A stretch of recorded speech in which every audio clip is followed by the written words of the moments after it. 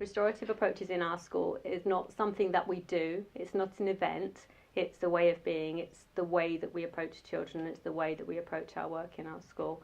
So we do have restorative conferences. If we've had a significant incident, then we might ask someone to have a restorative meeting.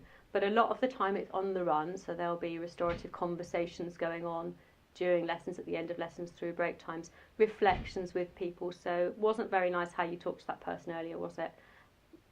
How do you think you could put that right with them? And encouraging the child to take the lead. So sometimes there'll be a difficult situation early in the day which seems unresolved, but by people working collaboratively and giving that young person the drip messages, by the end of the day that young person might have gone up and made some apologies with people, tried to put things right.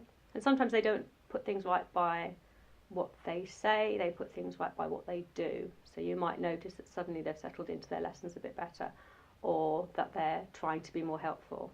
And that's, again, it's about our behaviour, isn't it? It's not just about what we say, it's about how we behave.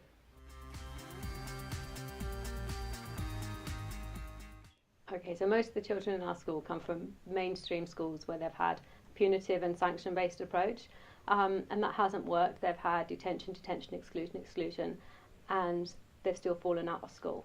So when they come to us, we have to find a different way to help them to work.